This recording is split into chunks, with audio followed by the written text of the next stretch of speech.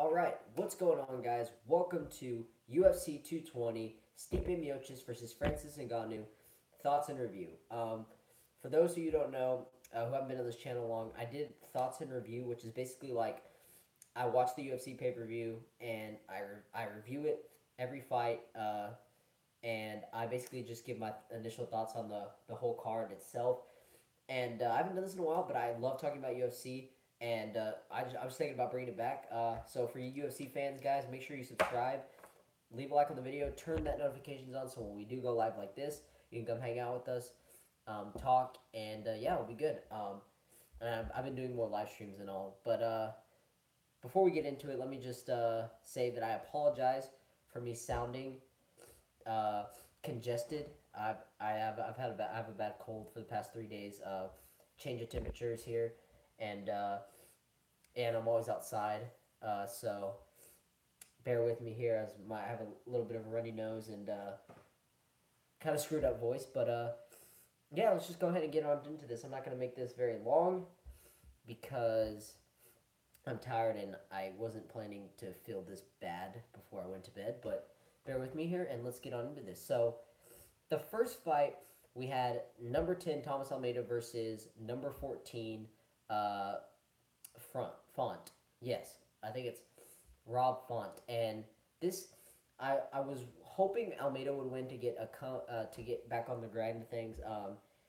For those of you who don't know, Thomas Almeida was I think 22-0, and he was on a tear. And then he fought Cody No Love, and Cody No Love knocked him out.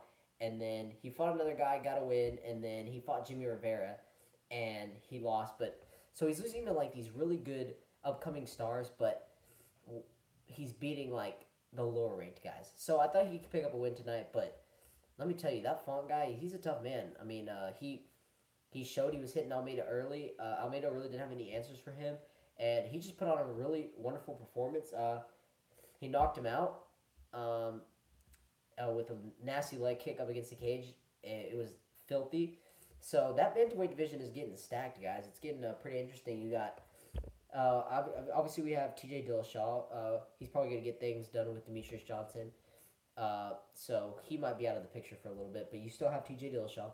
You have Cody No Love, who I believe can get his title back, and you have Dominic Cruz coming off an injury, but he could very well get his title back too.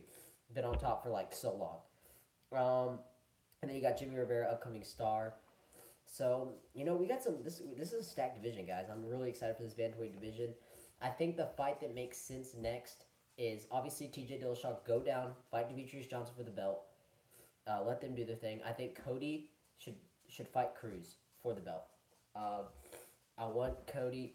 I think Dominic Cruz, for how long he's been in this sport, he deserves a rematch for the belt. And I know he's coming off an injury, but I know he's overcome adversity his whole career, so I do believe he deserves a title shot right away. Um, but even then, if you want to, I mean, yeah, throw him against Jimmy Rivera because that fight was supposed to happen anyways. So I do believe that Dominic Cruz can get his belt back, but we'll see about that. So I think those fights make sense for the bantamweight division. All right, next fight we had a featherweight bout. We had two upcoming stars, and these guys were going at it, man. Like this was probably the fight of the night, in my opinion. My favorite fight to watch. I enjoyed it. Back and forth. I don't really know how to say the guy's name. Last name I think is like Borgos or something like that. But man, this guy, he kind of reminded me a little bit like a Dominic Cruz. He kept his hands down, but he was moving, keeping his hands down. And he was moving. He needs to work on that movement a little bit because he got hit with that jab a little bit. But I feel like overall he was doing good, and he started pushing the pace later in the fight. And overall, he ended up losing to the other guy.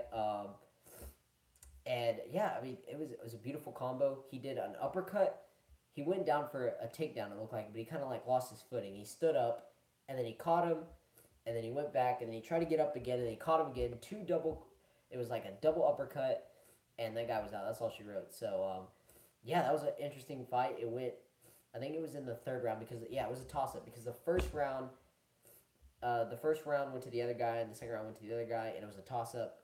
And it almost looked like Borgos was going to take control of the fight, but then the other guy stood in there and told him, hey, I was waiting to put on a show, and he did entertain me. I thought that was a fight tonight, in my opinion, and I was like, okay, well, we're in for a good card because then we have another fight coming up. So I was real excited about that. So then we move on into the two co-main events.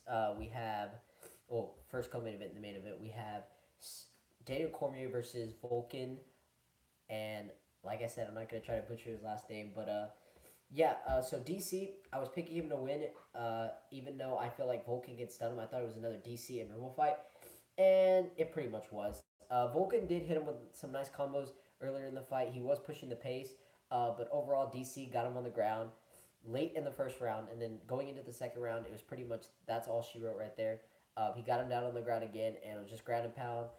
DC got him into like a crucifix, and he was just landing down punches, and there was nothing Volkan could do. I think Volkan, like I said in my prediction video, I said it was a little too early for him to be getting a title shot. I do believe it was too fast.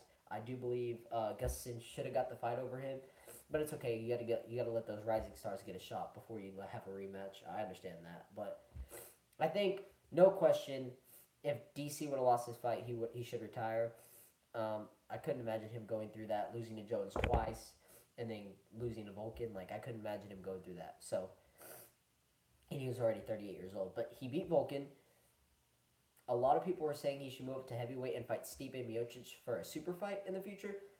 I like the idea, but I do want to see Cain Velasquez versus Stipe and Daniel Cormier versus Alexander Gustafsson too before I see that super fight happen between them.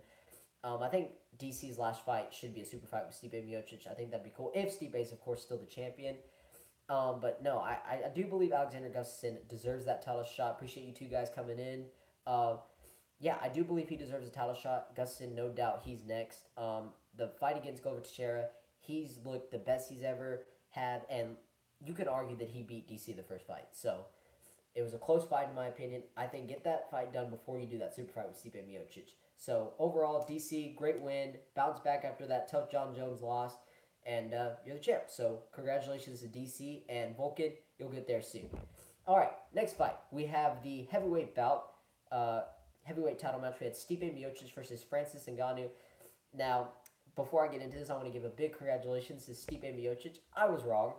If you guys go back in my prediction video, I was kind of on the bandwagon of Francis Ngannou. I was saying that he was going to knock out Stipe early, and I really thought he was going to. But just after that, it turned into a Stipe Miocic fight.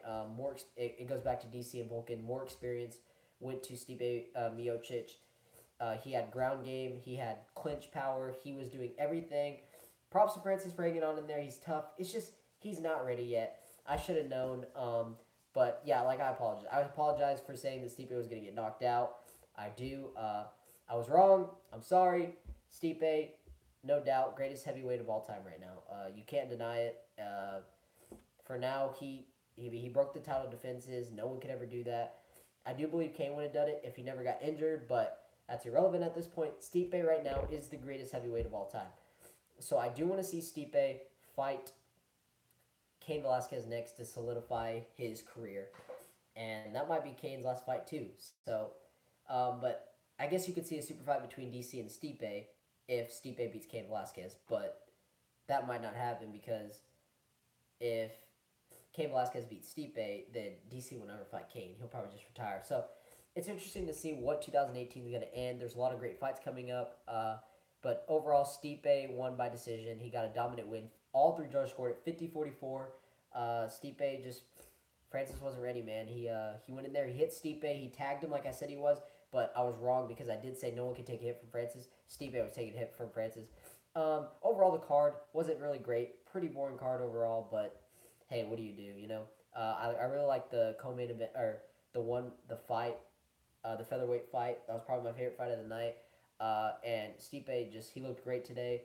He got that win. It was great. DC got the win. So, hey, what do you do? So, yeah, I appreciate you guys tuning in. Francis, this is not the end of you. You just need more experience. You need to work on your wrestling, your cardio. You'll be there in a couple years. And that's pretty much going to do it, guys. I apologize for me sounding all bad again. Tune in tomorrow as we go over the conference championship. We'll do post games over those two. I'll talk about the Super Bowl and stuff. And Tell me what you guys think about this event. I know it was not really the best card, but overall, what do you do? I'm excited for the next event, and I'm excited for Edgar versus Holloway. That's going to be a good one. Stay tuned, guys. Subscribe for more UFC stuff. Turn that notification on so we go live. You can hang out with us, do picks with us, all that good stuff. And I'll see you guys later. Bye.